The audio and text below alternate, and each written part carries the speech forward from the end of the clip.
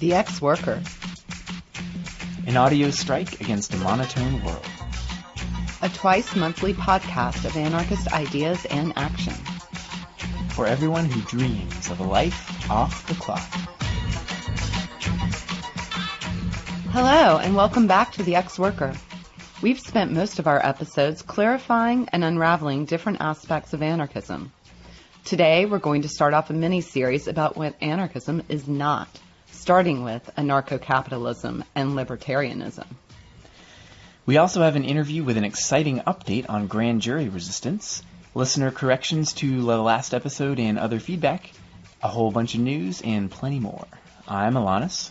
And I'm Clara, and we'll be your hostesses with the mostesses.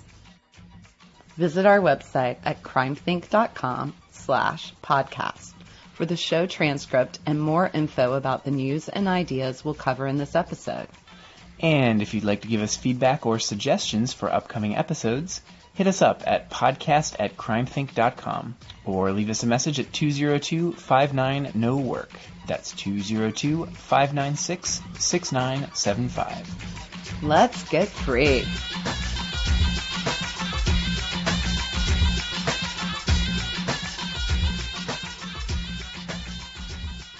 We'll begin with the hot wire, our look at resistance and revolt happening around the world. Alanis? Great news. Jerry Koch is out of police custody. Jerry was released from Metropolitan Correctional Facility in New York on Tuesday, January 28th, marking the end of his second stint in jail for refusing to cooperate with a grand jury investigating a 2008 bombing at an Army recruitment center in Times Square. Welcome home, Jerry. The NATO 3 trial continues this week. Thus far, the state's witnesses have been called to testify, including undercover officers known to protesters as Mo and Gloves, revealing some wild inconsistencies and mostly making the state look foolish. Even the mainstream media is balking. From ABC News, NATO trial openings ask, terrorists or goofs? And the Huffington Post, NATO 3 trial underway. Protesters not even close to terrorists. Well, that seems promising. The NATO 3's amazing support crew, one of whom we interviewed last week on the show, have been keeping up with incredibly detailed notes for every day of the trial. Keep up at freethenato3.wordpress.com. And another development since our last episode, animal rights activist Kevin Olaf accepted a plea deal and was sentenced to 2.5 years in Illinois prison. The only allegation against him was possessing tools the prosecution claimed were intended to be used to burglarize a fox farm. With credit for time served and Illinois' half-time credit, Kevin is expected to be released in 10 months. And in other state repression news, former Earth Liberation Front fugitive Rebecca Rubin was sentenced to 5 years in prison for her role in an Earth Liberation Front cell that committed over $40 million of damage in environmentally motivated arsons between 1996 and 2001, including the dramatic destruction of a Vail, Colorado ski lodge. The judge also ordered Rebecca to read a Malcolm Gladwell book to understand how to make change happen peacefully. While a prison sentence is obviously nothing to celebrate, we're happy to hear that she received the minimum possible sentence, in contrast to the 90 months requested by the prosecution. And she refused to name any other names, signing a non-cooperating plea deal. Thank you, Rebecca. We'll post her mailing address when she's transferred.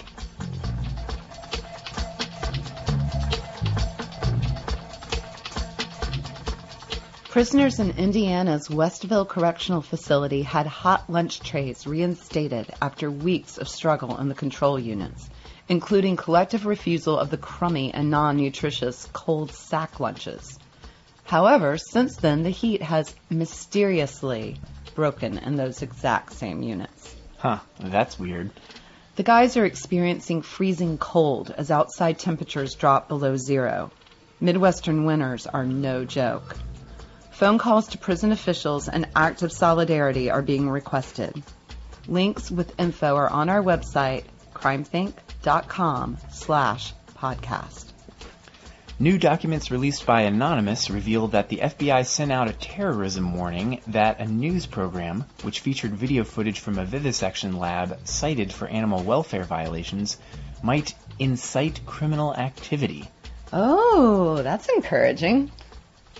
Looking south, anarchist Tamara Sol Farias Vergara was arrested on January 21st in Santiago, Chile, accused of having carried out an armed attack against a security guard of Banco Estado. Tamara is facing between 10 years and life in prison. Supporters have called for acts of solidarity.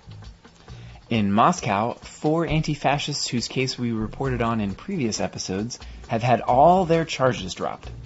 They had been accused of hooliganism, which is actually a really serious charge legally, in a state effort to crack down on so-called extremism, for their supposed role in a 2011 scuffle at a fascist concert. Riots popped off in Vienna, Austria, against a right-wing academics' ball taking place in an imperial palace, as thousands of demonstrators fought police and smashed windows. For several nights in a row, dozens of indigenous activists and supporters blockaded a convoy of pilot and flagger vehicles, police escorts, and an 804,000-pound transport of tar sands mining equipment in Missoula, Montana. After prayers, drumming, and dancing, 3 grandmothers and others sat in the road, blocking it with their bodies, before being either cited and released or arrested. A police crackdown cleared tents and protesters from the site of an occupation at a landfill in Beirut. Protesters have been blocking the access road to the Naameh landfill on and off since January 17th, repeatedly bringing trash collection in Beirut to a standstill. Residents in the nearby areas have complained for years that the dumping ground was being filled beyond its capacity and ruining the environment as well as making residents sick. Many suspect that a slew of recent cancer deaths in the community are related to toxic waste in the landfill. As we discussed in our last episode, environmental activists are increasingly portrayed by the state as terrorists to demonize social movements, and not just in the U.S. In Mongolia, 5 activists from the Fire Nation movement received prison sentences of 21 years each on terrorism charges for participating in an armed protest in front of Parliament last fall, after lawmakers attempted to weaken regulations protecting rivers and forests from mining pollution. And in Indonesia, several indigenous protesters were shot and injured by police and attacked by hired thugs in protest against a mining company's operation in North Sulawesi. And more protests against Google have transpired in the San Francisco Bay Area. On Tuesday, January 21st, Google X developer Anthony Lewandowski, whose work includes contracting with the U.S. military as well as development of surveillance technologies, found his commute interrupted by demonstrators on his doorstep, who distributed flyers around his neighborhood, shining light on his nefarious projects. Activists have also continued to blockade Google buses, which shuttle tech employees from areas of San Francisco and Oakland to the company's headquarters in Mountain View, California, spurning conversations about gentrification and tactics.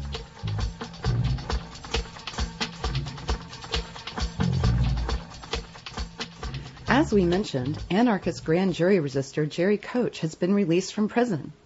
We got in touch to send our congratulations and got the chance to speak to him about his experiences inside and his perspectives on the importance of prisoner solidarity to anarchist struggle.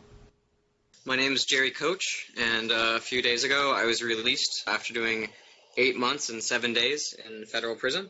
I was incarcerated for refusing to testify before a federal grand jury that I believe was investigating and trying to create names and blacklists of other anarchists and radicals.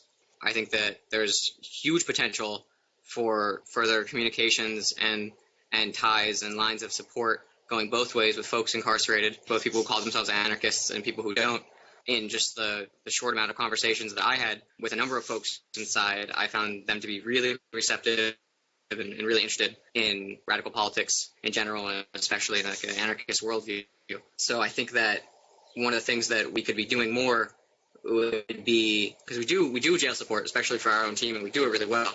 And I owed a huge debt of gratitude and thanks to everyone who supported me and who did work on my behalf, or even talked to anyone about it, or wrote me letters. And thank you so much to everyone who did. And if nothing else comes out of this, I hope that anyone who participated in those things or heard about it continues to support other folks inside, whether or not they are overtly political or not. But I think that it's absolutely crucial that we reach out to folks inside and try and strengthen those ties and strengthen those bonds. It can be immediate, and it can be like very practical in the ways that we communicate with people inside. I think that a lot of the times anarchists kind of hold themselves back from those communications because we approach other people in an overly academic or overly elitist perspective, and we're so concerned with how we appear that we then really miss out on a lot of opportunities to actually relate to other people in a very genuine and authentic manner. And I think that there's a huge potential there that while some people and some groups have been working on, I think that if we mean what we say about being against prison, that the more we can do against the prison industrial complex and to reach out to people who are currently incarcerated and the communities that are so consistently marginalized and brutalized by the police and the prison industrial complex. In doing that, I think we can create new ties that are much stronger and move ourselves and our community and our politics towards a place of strength to be able to actually address some of these things and to genuinely and materially assist people inside. And I think that as we do that, I think we only benefit from it. And of course, I think people inside only benefit from those kind of ties. So many people hate the police inside and refuse to cooperate and come from, really rough backgrounds. And actually they have especially emotionally, pretty legit analyses of how terrible the world around them is and the things that are so blatantly wrong, to a point that a lot of other, especially anarchists, we talk about, but a lot of people don't, I think, understand as viscerally and as emotionally as a lot of these guys do, from jump. And I think that if we can pursue those kind of conversations and pursue those kind of connections and reach out and genuinely help people inside, that would be one of the best things that we could possibly do, both for ourselves as a movement, if such a term is even appropriate here, and for the folks inside. So again, thank you everyone for all of your support. It's really meant the world to me. It's been a really tough time. Prison's no cakewalk. And while I was lucky to do comparatively less time than a number of my fellows inside, I'm not going to pretend that it didn't take a very severe toll. But I know that my friends and my community are there to help me, and I look forward to getting back in touch with my friends inside and continuing to do everything I can to help folks locked up. I'd specifically like to send greetings to my former cellmate and also Jeremy Hammond, who I got the chance to meet inside. And if anyone has time, as you're listening to this, I'd really encourage you to write someone inside, whether or not they're known to be a political prisoner or not. It means so much to have that kind of connection with the outside world for so many guys inside.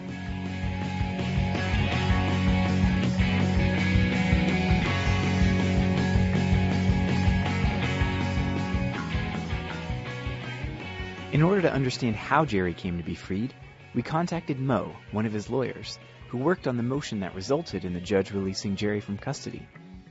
She discussed the ins and outs of Jerry's case, explaining how grand juries work, how they're used as tools of repression, and ways that we can resist them. Mo, thank you so much for joining us. We were delighted to hear that Jerry's been released. Can you give us an update on his case? We're all thrilled to death that he was released, but it's, of course, regrettable in the extreme that he was incarcerated in the first place. He was released on what's called a Grumbles motion. It is not an inspired insult. It is named after the first people who successfully marshaled the argument that is central to a Grumbles motion.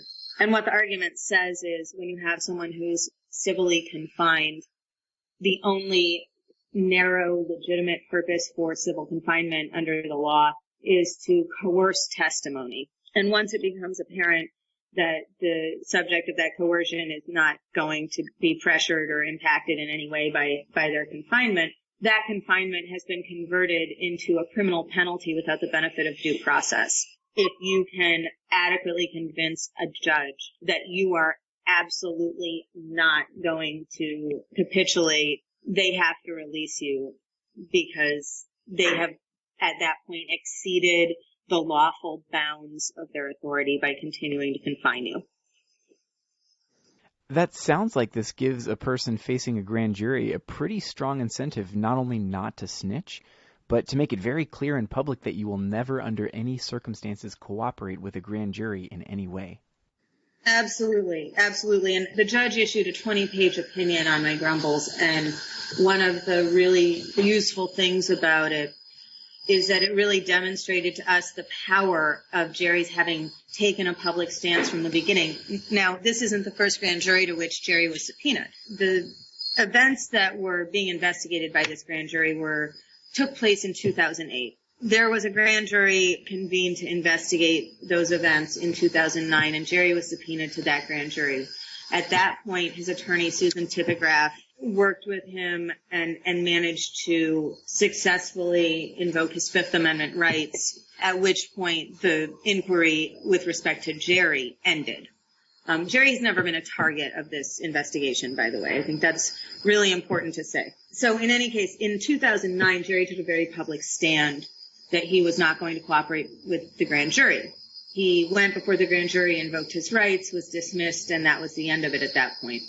He was re-subpoenaed in 2013 after they reconvened a new grand jury to continue the investigation.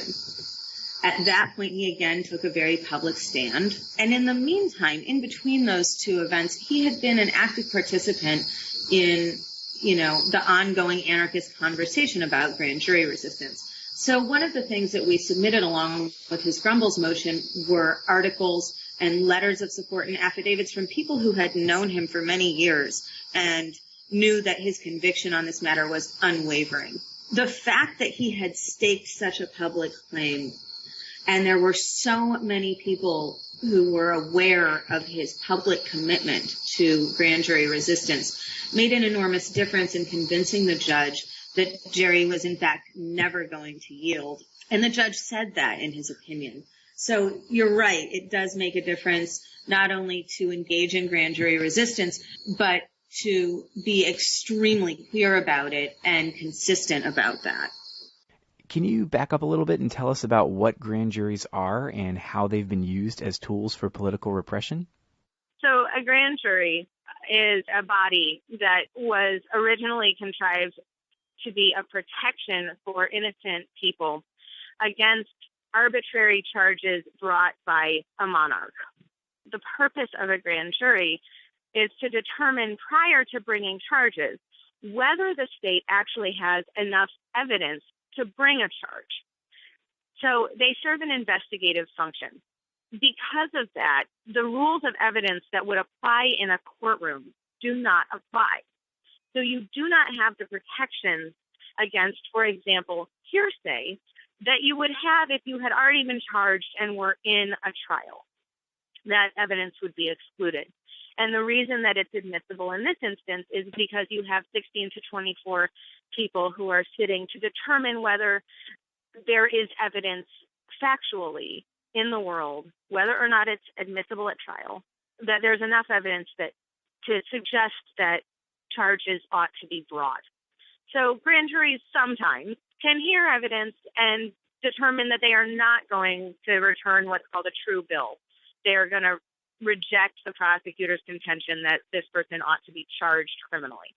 But because the rules of evidence don't apply and the standard for what is a relevant question to whatever is being investigated is very, very low, these are an ideal tool for investigating dissident communities, because any kind of criminal activity that occurs that appears in any way to be connected to a dissident community, what ends up happening is that people end up being subpoenaed, called in, and asked all kinds of questions that really have absolutely nothing to do with whatever unlawful activity has occurred. The other thing about the grand jury is that you are not allowed to have an attorney present. So although you can invoke your constitutional privileges, your First Amendment privilege, your Fifth Amendment privilege against compelled self-incrimination, you don't have an attorney there. You can leave the courtroom after every question or every few questions to consult with your attorney, but there isn't someone there who has your back. But who is there is a prosecutor and a large group of people who can ask you anything. The other thing that is important to know about a grand jury is that although you can invoke, as I said, your Fifth Amendment right against compelled self-incrimination, the prosecution has a very powerful tool to compel you to speak anyway, and that tool is immunity. So if they confer upon you immunity, which means you cannot incriminate yourself, they have just removed your right against compelled self-incrimination. And so once they give you immunity, which is what happened with Jerry in the first grand jury, your right to remain silent has been removed. The other thing about a grand jury that is important and comes up a lot when I speak to people who aren't familiar with the concept, people say, well, why don't people just go before the grand jury and say, I don't know, or selectively answer questions? The issue is, first of all, by saying I don't know or being evasive, you ultimately can face perjury charges, which are incredibly serious. And you don't necessarily know you're perjuring yourself, right? You can have passive knowledge of something without necessarily knowing it. And if you say, I don't know, you could end up facing perjury charges, and you aren't really able to selectively answer questions for similar reasons. There are grand juries that are simply investigating crime. There are also grand juries that are investigating dissident communities. They all have a purported object of investigation, but the ones that we're concerned with in this context are grand juries that are convened to try to tease out social networks and gather intelligence, not only on, some unlawful activity, but on some larger group of people or dissident communities that are perceived as being a threat in some way to the state. The most recent example prior to Jerry was in the Pacific Northwest. There was some property damage that occurred on May Day. It was an enormous investigation over relatively minor property damage. Ultimately, those young people were released on a Grumbles motion for similar reasons as Jerry. They had letters of support. They convinced the judge that they weren't going to testify. And another reason with them was that by the time they were released from prison, these two kids were actually also not targets of the investigation. They were civilly confined for refusing to cooperate with the grand jury investigation. And by the time they were released from prison, they could have pled guilty to the actual conduct that was being investigated, done their time, and been released. Prior to that, there was some stuff that happened in the Midwest, in Minneapolis, in Chicago. And before that, in New York, which is, of course, where we're working and the case law that we're working with, we had the Puerto Rican independence movement. But prior to that, you have the Young Lords, the Black Panthers, the sort of the usual suspects, right? The dissident groups that the state most feared, that were the biggest thorn in their side. I think the one involving the Puerto Rican independence movement, there were 19 or 20 people who were called to the grand jury and resisted. And it's definitely, you can see that, yes, there are events that might precipitate or justify a grand jury investigation, but it tends to be fairly evident that what is really being investigated, whether or not they're trying actively to solve a crime, what is being investigated are the names of people, who knows whom, what people's underlying belief systems are, what resources are available to these communities. What can we do to resist grand juries?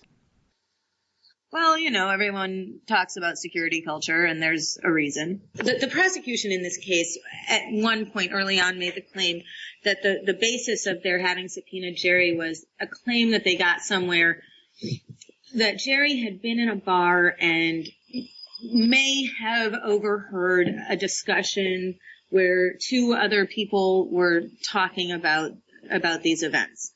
He has claimed from jump that he has no recollection of this ever happening. But one thing to be aware of is to not take your conversations about unlawful activity lightly, because you aren't simply endangering yourself. You're potentially endangering anyone within earshot who can then be subpoenaed to a grand jury and, if they're a committed anarchist, are going to resist and face very severe penalties. So I think that's one thing. Most of what you can do, I would say, is not legal strategy. It's social. So, making sure that people have support, and not just support while they're in prison, although that is extremely important. But making sure, for example, that people who have children feel secure that their children will be cared for in the event that they go to prison. Making sure that people who are in some way part of a marginalized or oppressed community feel safe in your community. I think, community support gets talked about a lot once somebody has been incarcerated, but it has to happen a long time before then. So that's, making sure that people feel that they can resist a grand jury and they will continue to be supported. And it's a big job, to support someone. It takes a lot of resources. It takes a lot of energy. And it's absolutely worth it because these people are our friends. But it's a commitment. So communities need to be very serious about understanding what that commitment entails and making that commitment. So what's in store now for Jerry? Is he in the clear, or are there more possible legal concerns ahead? That is a very good question. I cannot see the future. I hope that this means that Jerry's out of the woods. I would be irresponsible to make a claim about it. I just don't know.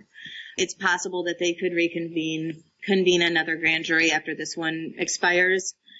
I imagine that it is clear to everyone at this point that Jerry not only isn't going to talk to them, but actually is possessed of no meaningful information about this. He's maintained that since the beginning, and I don't think anything is going to change. It's my devout hope that this is the end of it, but there's the possibility, of course. Another possibility that I almost don't want to talk about is the possibility that the prosecution could go after him for what's called criminal contempt for the same act of resistance that resulted in his civil confinement.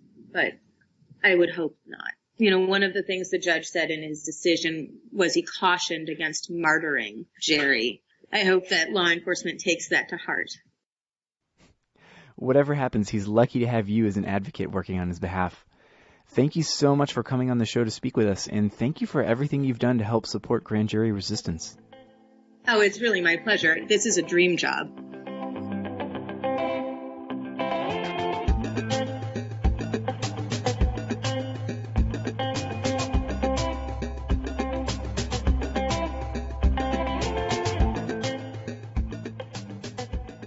And now it's time for listener feedback.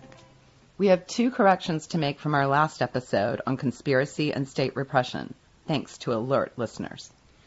We've been informed that the Shack 7 weren't actually convicted under the Animal Enterprise Terrorism Act, as we incorrectly reported in the last episode. In fact, they were charged with conspiracy to violate the Animal Enterprise Protection Act, which was passed in 1992. The AETA wasn't signed into law until November 2006, several months after the Shack 7 were sentenced. And listener Peter pointed out that the bounty hunters and child predators essay we excerpted on the FBI's entrapment strategy incorrectly implies that the NATO 3 were targeted by FBI informants. In fact, Mo and Gloves, the 2 informants involved in the NATO 3, are Chicago police officers. Peter writes, "No idea whether this means local cops are going to start adopting the FBI's methods, or if the feds just farmed this particular operation out to the Chicago PD to take advantage of Illinois' bullshit terrorism laws." He also pointed out that the FBI's entrapment strategy didn't start with and isn't primarily aimed at anarchists. They've been doing the same thing in Muslim communities for years, a lot more intensively. Trevor Aronson's book, The Terror Factory, can tell you all about it. Thank you, Peter, for bringing this up. In episode 17, we mentioned in passing that other communities have been targeted using these tactics, but Muslims specifically have received the brunt of the FBI's counterterrorism entrapment efforts since 2001. We've got links up on our website to a feature from Mother Jones magazine that has a ton of useful information on FBI terrorism entrapment, including a Trevor Aronson article if you want to learn more. And another listener wrote in to let us know about a hunger strike going on in Minard Correctional Center in Illinois. About 20 prisoners began refusing food on January 15th in protest against abominable conditions in the prison. Since declaring their strike, inmates have been brutally beaten by guards and threatened with torture and force feeding by nurses. Despite this, they're entering their 3rd week of the strike. It's hard to get information from inside the prison, but we'll keep you updated on what we learn. You can find updates when they're available at antistatestl.noblogs.com. And finally, listener Kieran weighed in on the ongoing conversation about religion and radicalism. I hope you'll accept the listener's challenge to widen your view of religiously inspired rebellion. 2 brief notes on your reading suggestions. First, you mentioned the pursuit of the millennium, but didn't mention that people might want to be aware that Norman Cohn's book derives from a rather suspicious effort to historicize the fascism of the Second World War, as if all these millennial movements were really just proto-fascist cults. Certainly some were anti-Semitic, and it's important to point this out.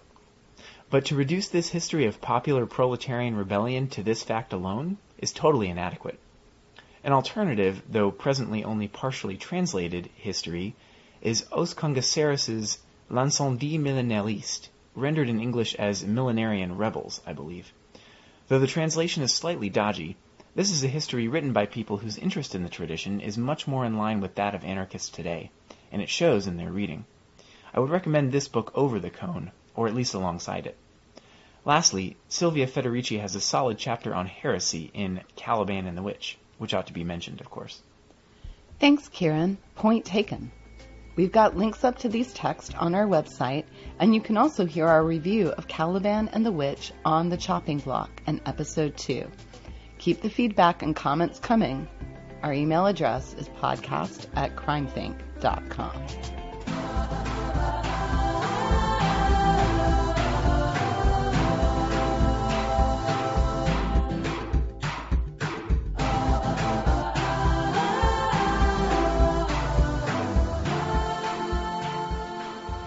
And now it's time to share a piece of the Crime Think Contradictionary. This episode is brought to you by Market and Libertarian. Market, the mysterious netherworld in which commodities, having seduced investors and enslaved producers, compete to complete their subjection by reducing them to consumers. Capitalists are governed by their capital. The economy grants less security and freedom of movement to its human participants than to the objects they consider themselves to possess and control. In the words of a former addict of heroin, the commodity par excellence, the junk merchant does not sell his product to the consumer. He sells the consumer to his product. He does not upgrade and refine his merchandise.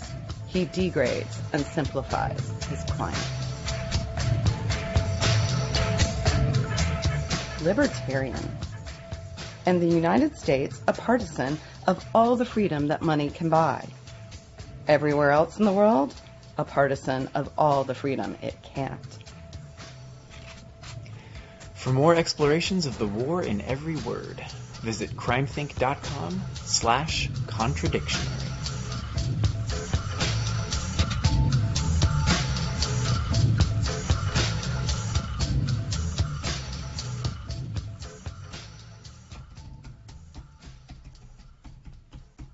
Oh, hey, Clara. Hey, Alanis, what you doing? Oh, I'm just searching online for other anarchist podcasts. I mean, the X-Worker is cool, but there've got to be others, right? Find anything interesting? Here's one called the Anarchist. Clever name, right? Let's see what they have to say.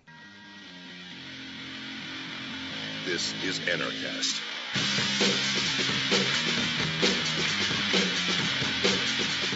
Hey everybody, welcome to another edition of Anarchist, your home for anarchy on the internet. Ah, I thought we were your home for anarchy on the internet.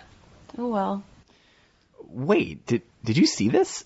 The title of their episode is Free Enterprise is the Fuel for Freedom. What?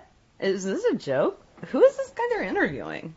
And he's also a business strategist and a real entrepreneurial-minded person, so we're going to get into a lot of that and how to make money and things like that. This must be some kind of prank.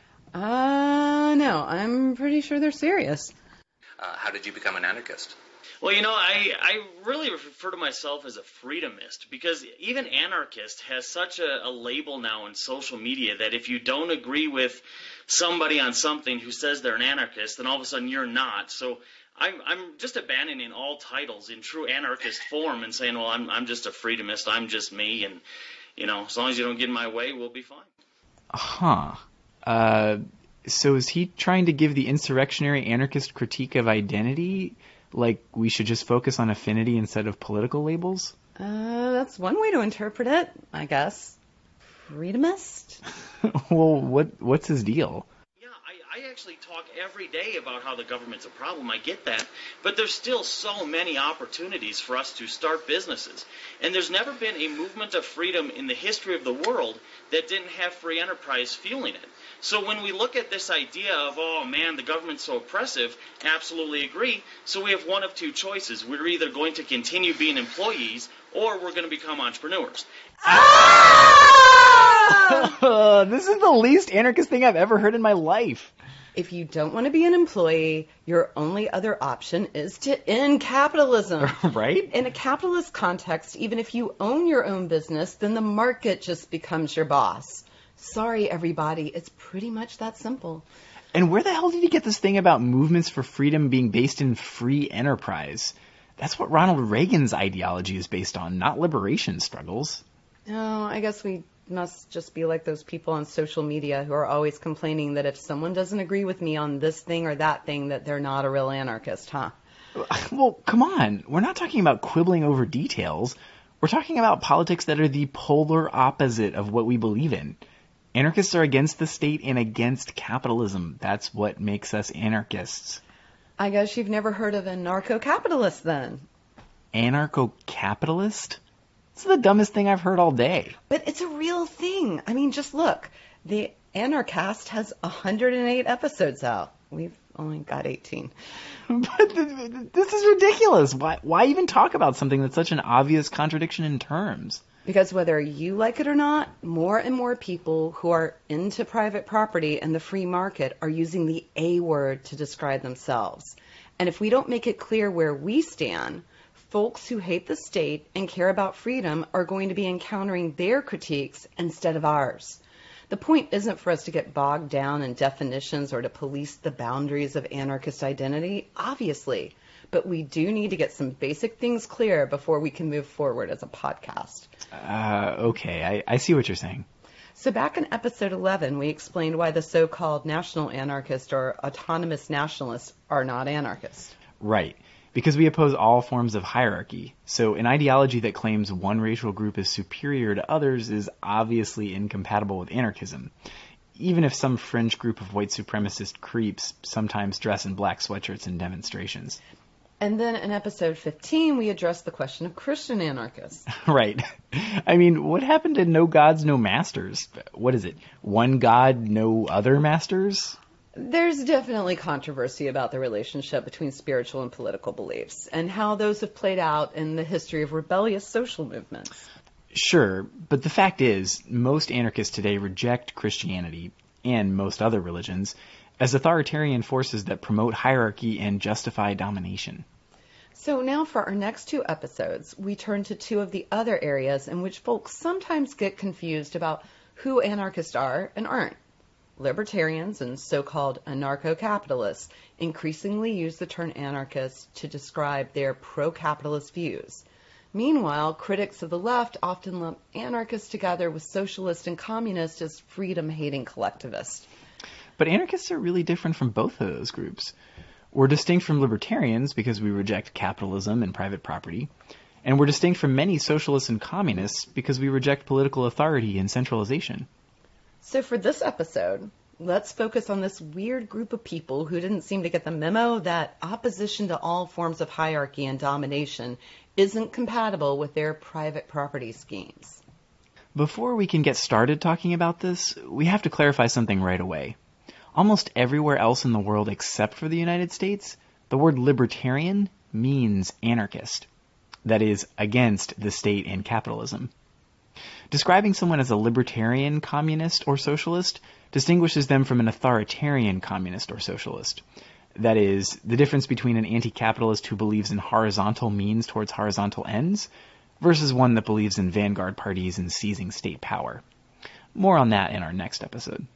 But from the mid-20th century onwards, Americans who advocated for extreme laissez-faire capitalism started using the term libertarian to describe their beliefs, even though the anti-capitalist anarchists have been using the term in many languages since at least the 1850s.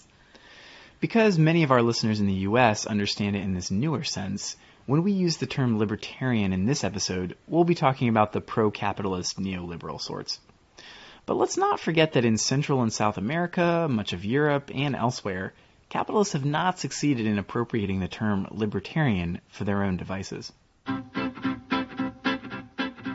That said, let's see if we can sort out the term, the ideas, and the movement as they play out here in the U.S., and what they do or don't have in common with anarchism.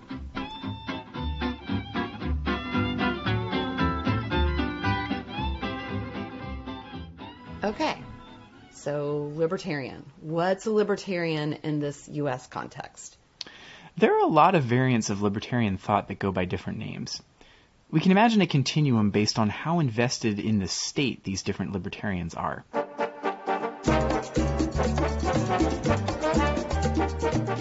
On one end of the spectrum, we've got the Libertarian Party, which actually fields candidates and has had some electoral success here and there.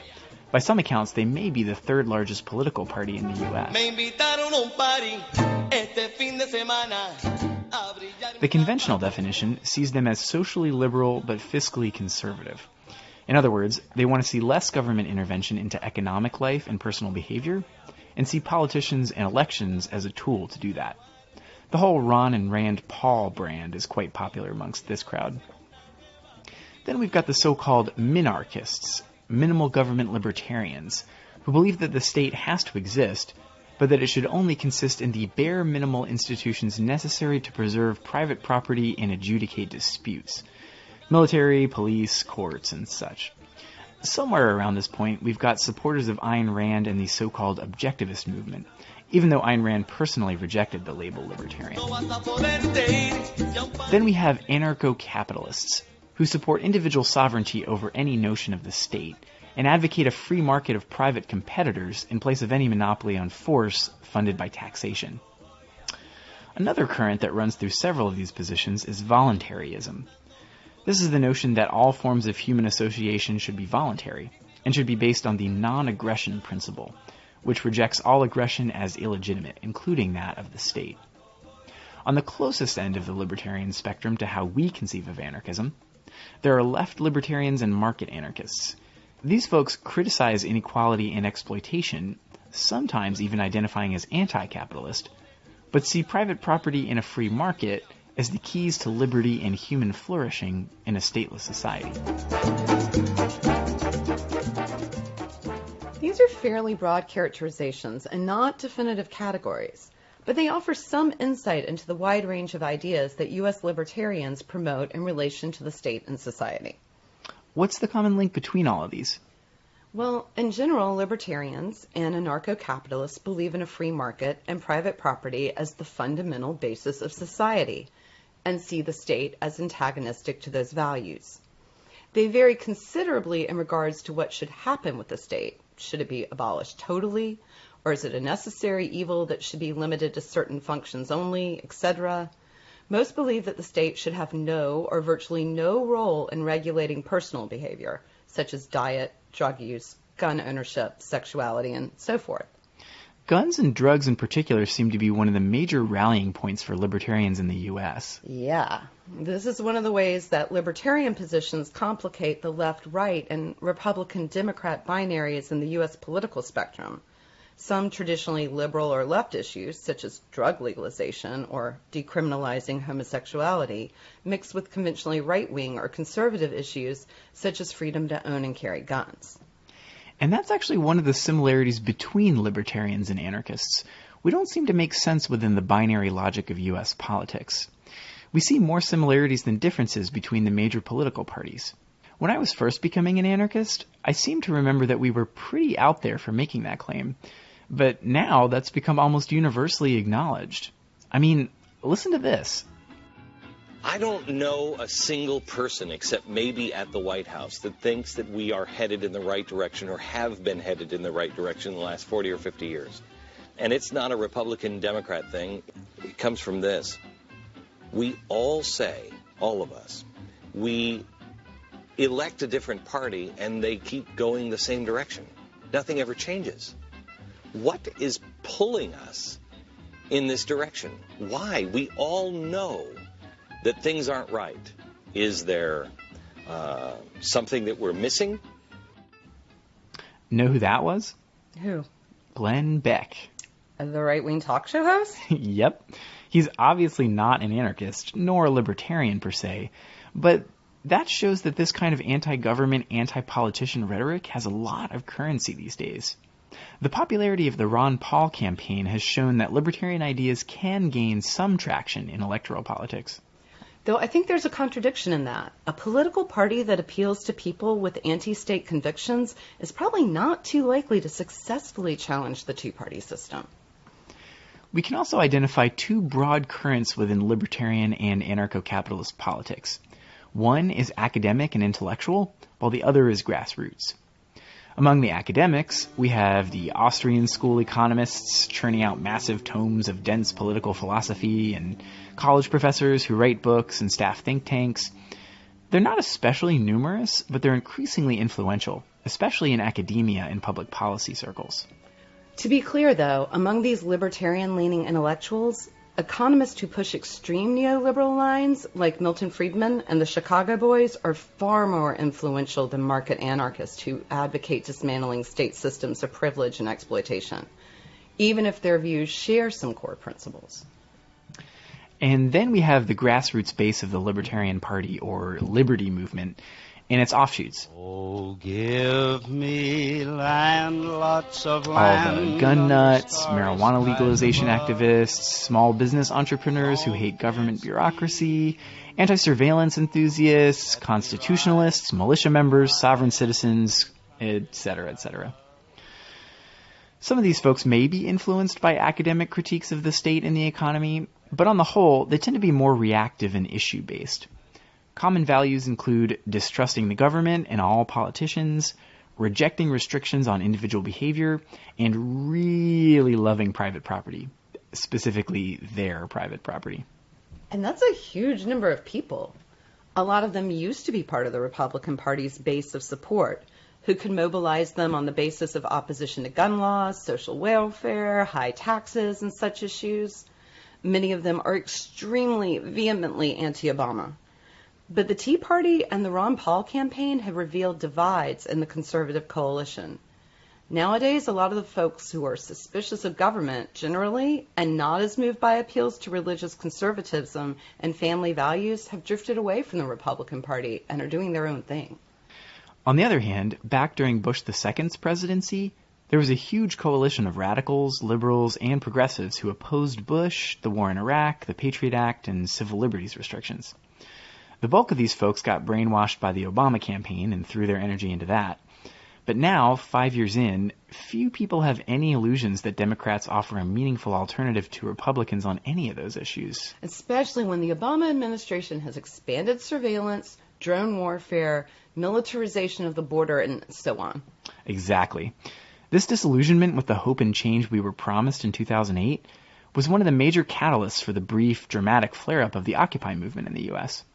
And in the Occupy camps and assemblies, we saw lots of libertarians coming out of the woodwork with all sorts of weird ideas. I always got the impression that a lot of those folks had lived entirely on the internet up to that point and hadn't really figured out how to interact with real live humans. You're probably right. Some of those folks who connected to others through Occupy became anarchists or joined other real-life social movements. But a lot of them retreated back to the internet and are busy waging flame wars on message boards and comment threads to this day. Okay, so you're saying that the libertarian movement includes renegades from both parties and both traditionally left and right perspectives, disagreeing on a lot, but united in their belief that the government sucks, government in general sucks, and that we'd probably all be a lot better off if they just leave us alone. Yeah, more or less. And among those folks, first just on the fringes, but now more widely, the term anarchist is being used more and more. Just like they did with the word libertarian, rebranding it with the connotation of rugged individualism, free enterprise, and private property, those core American values, makes it less scary, even to more mainstream audiences. And because they draw on former left and right-wingers and feed off disillusionment with all political parties, it cuts across a lot of lines of difference in the U.S., far beyond the subcultures of many currents of radical politics. So while they may seem like a bunch of wingnuts, as indeed many of them are, their perspectives are growing in popularity and influence, especially if you look at some of the hot-button issues in technology and finance today. 3D printers, Bitcoin currency, the Silk Road internet marketplace, and such. Libertarian perspectives are quite prominent. Many people see the decentralizing possibilities of the internet as the means by which to realize these fantasies of stateless free enterprise. So we'd be unwise to ignore the libertarian spectrum. Whether or not they become allies against the state, they're definitely a factor in the political landscape. Moving on beyond libertarians, which, as we've pointed out, encompasses a lot of different tendencies, let's hone in on a particular group among them, Anarcho-Capitalists. These folks advocate for a stateless society based in private ownership, a free market, and individual sovereignty. The term was coined by an American economist named Murray Rothbard. He was part of the so-called Austrian school, which attempted to make economics into an axiomatic system like math or logic. His ideas trace their heritage to thinkers of the 19th century, including the classical liberals of the Enlightenment tradition, who promoted laissez-faire capitalism and challenged the role of the state, as well as some American individualist anarchists, especially Lysander Spooner and Benjamin Tucker. Okay, so let's just settle this question. Are anarcho-capitalists anarchists? Well, obviously we don't think so. But on some level, it's sort of pointless to quibble over definitions. A different way to approach it would be, does anarcho-capitalism fit into the historical trajectory of anarchism? Experts agree. The answer is pretty clearly no. The word anarchism first appeared with Pierre-Joseph Proudhon, who coined the phrase, property is theft. He defines anarchy as the absence of a master or sovereign. And since a proprietor is in essence a sovereign, as he put it, property engenders despotism, since each proprietor is sovereign lord within the sphere of his property. So, from the very beginning, anarchism was directly opposed to private property by definition. In Demanding the Impossible, A History of Anarchism, Peter Marshall writes, few anarchists would accept the anarcho-capitalists into the anarchist camp, since they do not share a concern for economic equality and social justice. So even if they do reject the state, they might therefore best be called right-wing libertarians rather than anarchists. The Anarchist FAQ website points out, to anarchists it seems bizarre that anarcho-capitalists want to get rid of the state but maintain the system it helped create and its function as a defender of the capitalist class's property and property rights. In other words, to reduce the state purely to its function as, to use Malatesta's phrase, the gendarme of the capitalist class is not an anarchist goal. And the British anarchist Albert Meltzer puts it this way. Common sense shows that any capitalist society could not dispense with organized government or a privatized form of it, if there were people amassing money and others working to amass it for them. The philosophy of anarcho-capitalism, dreamed up by the libertarian New Right, has nothing to do with anarchism as known by the anarchist movement proper. Unbridled capitalism needs some force at its disposal to maintain class privileges, either from the state itself or from private armies. What they believe is in fact a limited state, that is, one in which the state has one function, to protect the ruling class, does not interfere with exploitation, and comes as cheap as possible for the ruling class. He also adds that anarcho-capitalism offers a way for the bourgeois to justify not paying taxes without feeling guilty, which throws an intriguing light on the whole fair tax or tax resistance movements among libertarian sectors in the U.S. As these responses hint, there are a few major objections that indicate that anarcho-capitalism is not merely a quirky variation of anarchism, but something entirely different and in fact opposed to it. Let's start with the central one, which goes to the heart of anarcho-capitalist philosophy and how anarchism negates it, the question of private property.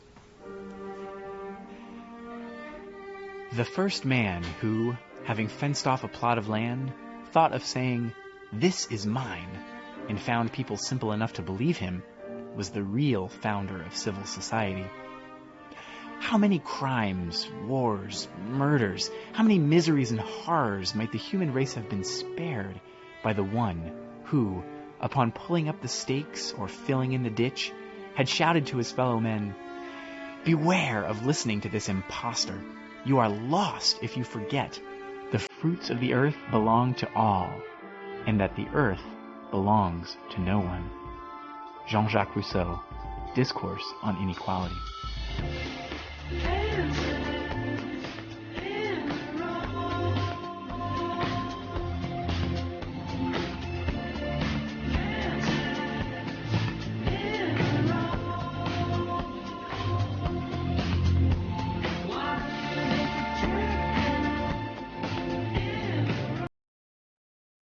Let's break it down as simply as we can. Anarchists oppose all forms of hierarchy and domination. Two of the primary systems of domination in this society are capitalism and the state. In terms of the state, it's pretty obvious. There's a small group of people who hold a monopoly on the legitimate use of force and use that to exert control over you. They extort resources from you in the form of taxes. They tell you what you can and can't do through laws and bureaucracy, and they compel you to do their bidding with soldiers and police. Anarchists think this is bad for all of us, and that we could organize our lives a lot better without it. So far, so good. Anarcho-capitalists and libertarians generally agree with this part of the analysis, though not necessarily for the same reasons or based on the same values. The differences become most obvious when we move on to the next mode of domination that anarchists oppose, capitalism. So what is capitalism? Well, for starters, it's an economic system marked by two features, private property and wage labor. The latter is a result of the former. Who would work for a wage, i.e. generate surplus value for a boss, if they had access to the means of production for themselves? Private property is the source of the inequality necessary for capitalism to function. And how is this inequality enforced and preserved? By means of a coercive structure at the disposal of the owners. That is, the state. Let's get something squared away from the beginning. There's no such thing as private property without a coercive structure to enforce it. There's no mystical essence to property. It's not a concept that exists in all cultures and time periods. Anarcho-capitalists revere private property with religious fervor, making it into a deity that they worship through entrepreneurship and competition. But, as we do with all religions, anarchists ask, does that make sense to me? Who wants me to believe that? And whose interests does it serve? Not mine, that's who. But, you ask, what about my house, my toothbrush, my favorite shirt? No, I don't. I don't ask that. Okay, fine, fair enough. Well, somebody might ask, aren't those reasons to value private property? Of course, we all have the place where we live and the things that we use. This is different from an abstract, inalienable right to dispose of something however we please because of owning it rather than using it. By private property, we're not talking about the things we use every day. We don't need some abstract notion of property rights to justify entitlement to those, because it doesn't entail using them to make a profit. The notion that we can own something that we don't use only makes sense in a system of private property, and capitalism couldn't exist without a whole lot of people who don't own the things we use. Anarchism offers a pretty simple alternative. Resources that we share in common aren't subject to ownership, but belong to all of us to use and protect. To be clear, anarchists did not invent this idea. In fact, it's been the centerpiece of most human societies for most of our existence. As for the individual items we use, which aren't used to make a profit at the expense of anyone else's time or labor, well, no problem. We can call this the difference between private property and personal property, or private ownership versus possession, or whatever you like. Without a state, there's no coercive mechanism for redistributing the things we possess and produce away from us. And without private ownership, we have collective access to the resources we need to survive.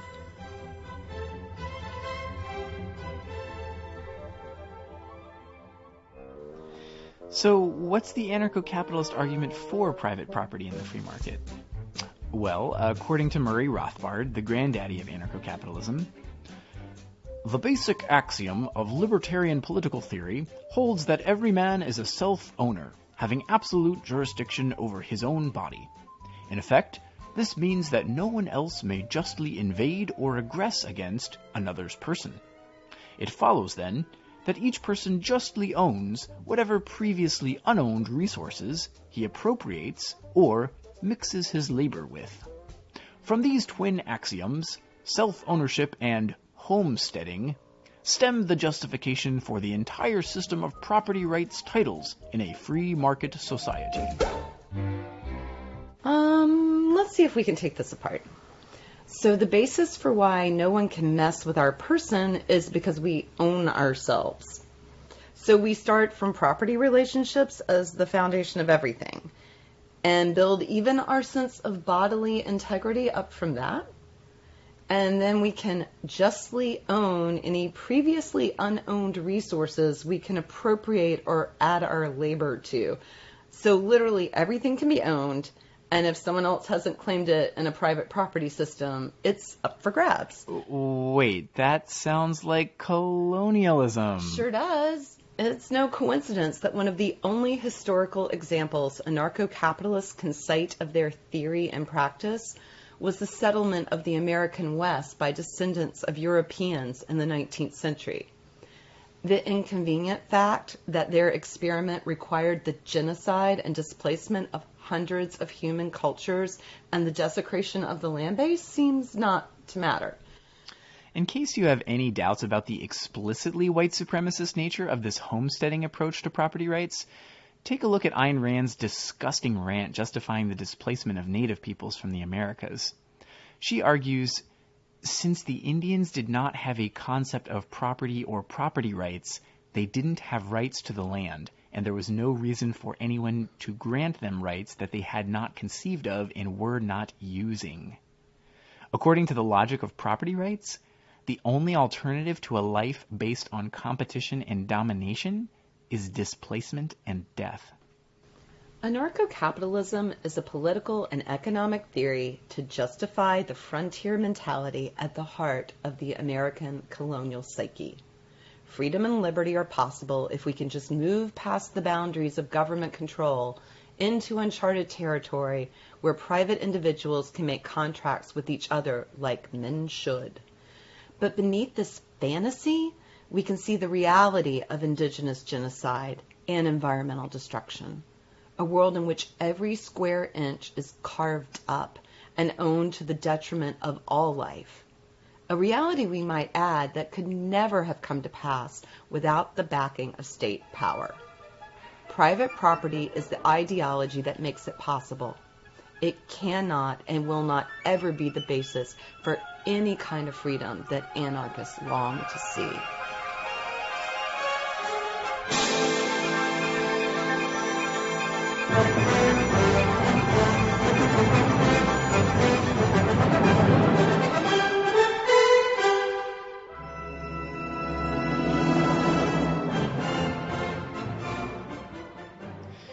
Okay, so private property isn't going to be the basis for an anarchist society, at least not any kind of one I'd want to live in. But when I talk to libertarians, they always argue that the foundation of a free society is free exchange, which benefits everyone. Each of us has something the other needs, we make an exchange, and we both come out ahead, right? It's not that simple. We can create a thought experiment in which we've all got equal but different resources, and there's no hierarchy or coercion to compel us one way or another. And then we barter with each other according to our comparative advantage and mutually benefit. But this isn't how it works in the real world. Whether between individuals or between nations, the state-enforced system of private ownership we live under weights the scales to compel most of us to accept deals we'd never tolerate without coercion. My boss has all kinds of stuff I need, but all I've got to sell is my time. I'm free to sell my labor, or otherwise free to get evicted from my house and starve on the street. The U.S. forces Mexico into a free trade agreement and dumps cheap corn on the market, impoverishing thousands of peasants who can't afford to stay on their land, so they have to move into the maquiladoras to produce consumer goods for Americans at poverty wages. If this is the free market, then freedom certainly isn't free. Ah, say the libertarians, but that's not really the free market. If we just got rid of all the government barriers to trade and individual entrepreneurship, then we'd be able to negotiate whatever deals we wanted, individual to individual, and then we'd surely all benefit, right? Sorry, still not convinced. So-called market forces dictate that prices rise for food during famines or for life-saving drugs during epidemics, since the demand is so much higher. They also prioritize producing anything that will result in profit, regardless of its utility or the consequences it exacts on the environment it comes from or the social world it enters. Thus, we have a world full of pointless consumer crap rotting in landfills. We can't blame that on state intervention into the economy. No invisible hand points market-based choices in mutually beneficial directions. And without private property rights and the coercive power to defend them, no one would be able to convert forests into junk mail when it served no interest other than profit. What is profit anyway? It's not the same thing as positive benefit. Some of the most destructive activity possible today is highly profitable, and even the individuals garnering those profits aren't necessarily happier or better off from having profited. They're simply higher up on the treadmill, with more capital to use to make more profit. Though, of course, they'll lose their position if they relent for a second in the scramble for profit, since capitalism forces everyone and everything into the logic of competition. And that's the key to understanding what profit really is. It can only come at the expense of others. It's a zero-sum game. That's because to profit means to gain control over a proportionally larger amount of the resources of your society. It's not just making more money, as if everyone can make more money at the same time and be wealthier. That would just be inflation. The technological advances of the industrial era haven't resulted in everyone being better off. Even if most people in the U.S. have a car now, we're more socially isolated and working longer hours to fund our auto dependence, not to mention the deforestation and air pollution rendering life less possible by the day. When the drive for profit and market forces set the agenda, everybody loses in the long run. Only by abandoning profit as the incentive for all human activity can we imagine a world where our efforts nourish rather than deplete each other and the world. Thought it was a good idea, which obviously we don't. A society in which private property and a free market exist without a state to enforce them is simply imaginary. It doesn't exist, never has, and never could. Why? Well, first and foremost, because the notion of a free market operating outside of any state is a fiction. There aren't any historical examples of societies organized along anarcho-capitalist principles, save the Wild West example we discussed earlier, or perhaps medieval Iceland if you sort of squint at it right. And the contemporary examples most closely informed by extreme market ideas are dystopian nightmares. In her book, The Shock Doctrine, Naomi Klein examines the case of Chile in 1973, in which a military coup overthrew the government and established a dictatorship at the behest of American corporate interests and with the help of the CIA. The new regime hired economists from the University of Chicago under the direction of Milton Friedman to impose their theories on the country, since only conditions of extreme authoritarian terror would allow them to be implemented. A similar process took place after the fall of the Soviet Union, when a massive privatization of formerly state-owned assets, overseen by neoliberal economists, made overnight billionaires out of a few oligarchs, while poverty and misery skyrocketed. Implementing the types of policies dreamt up by libertarians is impossible outside of catastrophic situations, and inevitably has catastrophic consequences for the majority of the population. And even these fall short of the prescriptions of anarcho-capitalists. As Noam Chomsky put it, Anarcho-Capitalism, in my opinion, is a doctrinal system which, if ever implemented, would lead to forms of tyranny and oppression that have few counterparts in human history. There isn't the slightest possibility that its, in my view horrendous, ideas would be implemented, because they would quickly destroy any society that made this colossal error.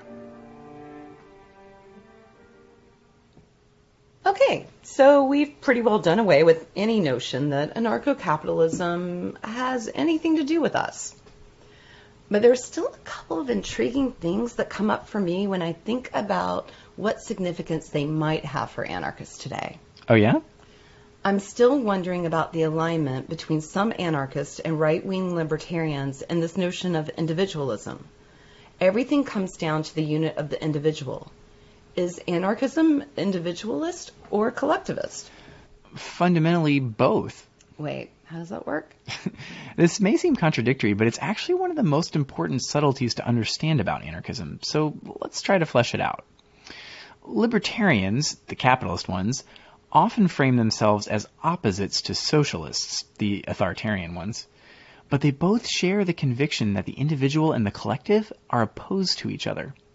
Whereas anarchists assert that our fullest freedom as individuals can only flourish in a social context free from oppression and exploitation.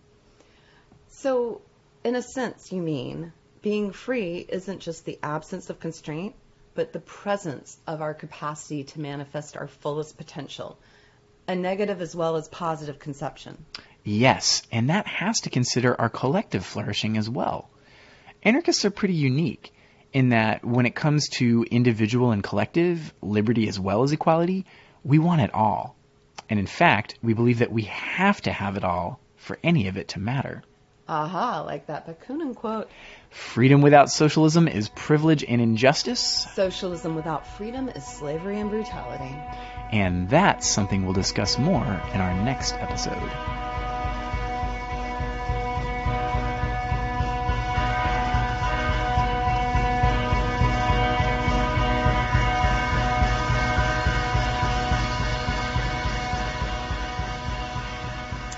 And now it's time for the chopping block, our section of each episode dedicated to reviewing books and magazines and other things that anarchists should be reading. This one was a little tricky because most of the anarcho-capitalist books out there are utterly unreadable or diametrically opposed to our politics, or both. So what should we review for this episode? All right, I've been thinking. So we've gone through libertarianism and anarcho-capitalism. We see the fundamental conflict between anarchists who oppose private property and those others who adopt anarchist critiques of the state but preserve private property as the basis of their politics. We should be just about ready to move on. Right. But what about those so-called market anarchists on the left end of the libertarian spectrum? The ones who claim to oppose inequality and exploitation, even capitalism, yet hold this notion of the free market as a tool for freedom if we could just get the artificial inequalities reinforced by the state out of the way.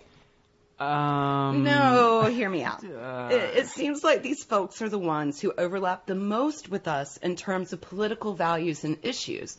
So maybe we should try to engage more seriously with their ideas.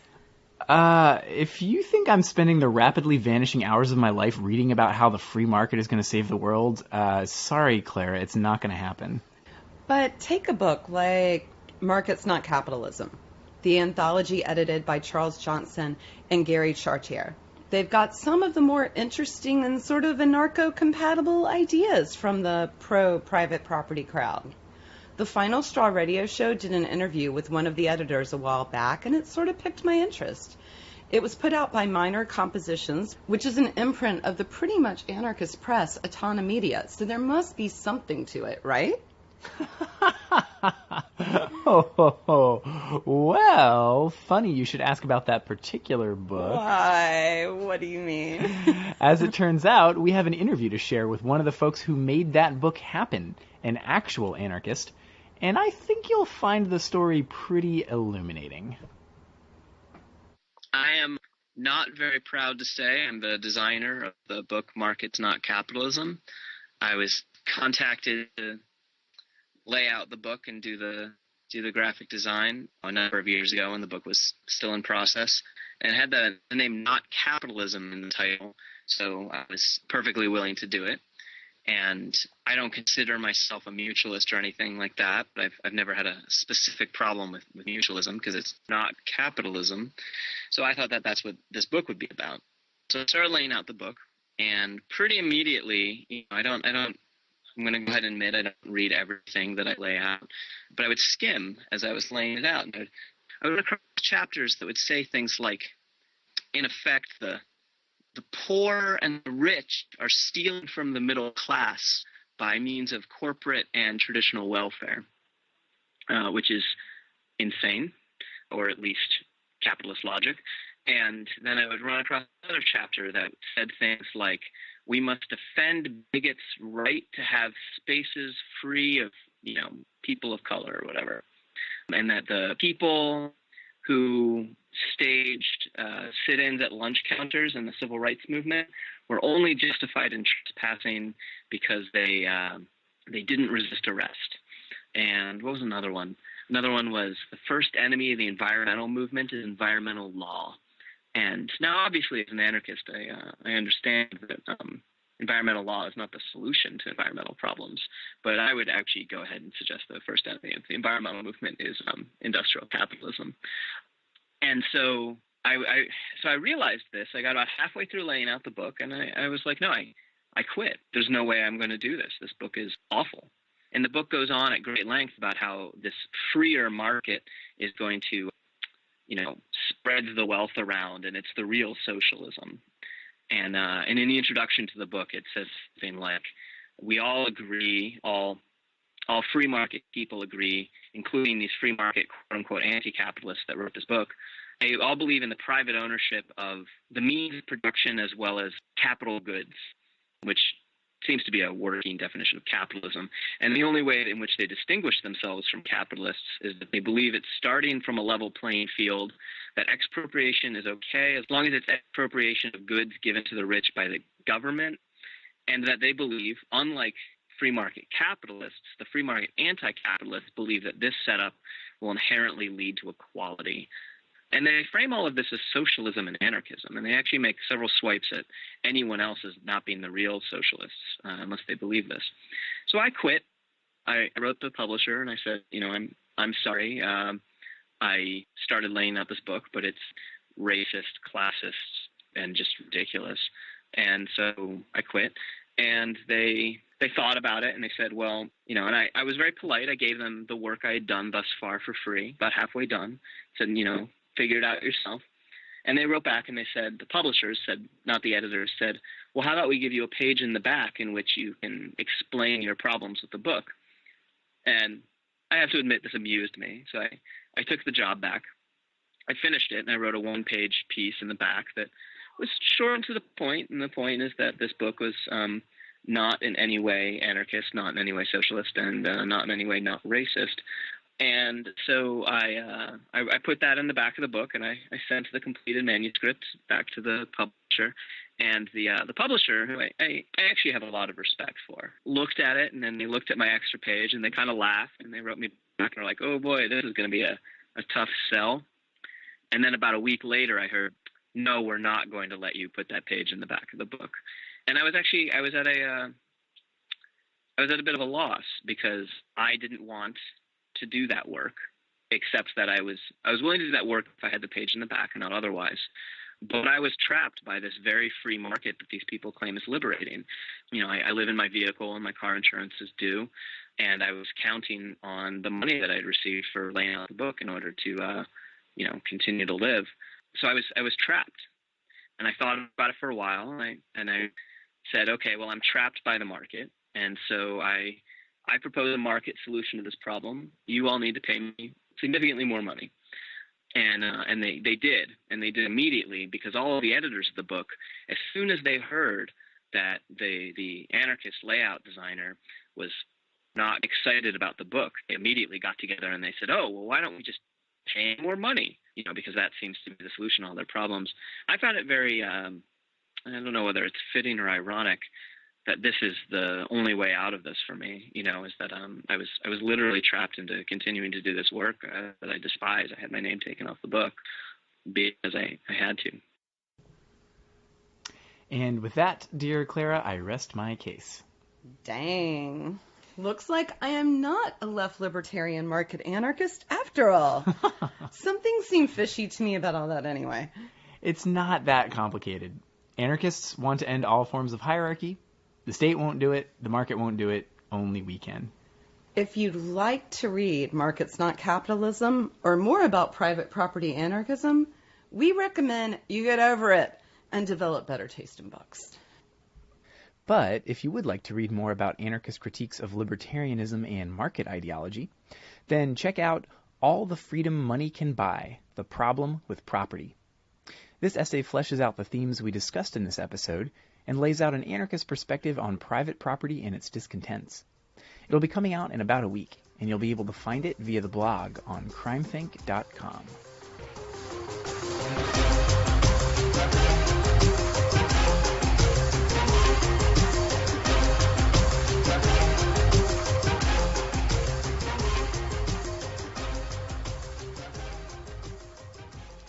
And now it's time for next week's news. Clara, what do we have coming up on the calendar? Let's see. The Bastard, or Berkeley Anarchist Students of Theory and Research and Development, are seeking workshop submissions for their upcoming conference on March 23rd in Berkeley, California. The theme is Social War. Woohoo! Find more information at sfbay-anarchists.org. Lady and Trans Fest is happening March 28th through 30th in Dublin, Ireland, and will include music, theater, workshops, films, spoken word, and discussions. Find out more at ladyfestdublin.wordpress.com. And our correspondents with Crime Think Far South Philippines wrote in to let us know that in Naga City on February 21st and 22nd, they will be hosting Art, Atheism, and Anarchy, a poetic convergence of science of civic humanity. Whoa, cool. It's a venue for art, poetry, music, film screening, and exchange of ideas that focus on secular humanism and anarchism. Organizers envision that free thought will be encouraged as embodied in atheist and anarchist ideas and practice. There will also be a special video presentation of Mohammed Bamieh, the author of the book Anarchy as Order. If you're interested in participating or you want to find out more, email emmagold_man@yahoo.com. And a couple of prisoners' birthdays to keep in mind. On February 19th, Kamal Siddiqui, former Black Panther and Black Liberation Army soldier, framed for murder 30 years after the fact. And also on the 19th, Shaka Sinke, also known as Albert Woodfox, the last member of the Angola Three, still in prison, still struggling after 41 years in solitary confinement. His case is one of the most disgusting ones in a prison system known for unbelievable injustice and brutality. Learn more at angola3.org. As usual, check out our website for current mailing addresses and links to more info on their cases. And that's it for this episode of The Ex-Worker. This has been a production of the Crime Think Ex-Workers Collective. Thanks to everybody for listening, thanks to Underground Reverie for the music you've heard, and extra special thanks to Jerry and Mo for coming on the show to speak with us. We'll be back in 2 weeks with our next episode, in which we'll continue our exploration of what anarchism is not by looking at communism. Till next time. Property is theft, and don't you forget it.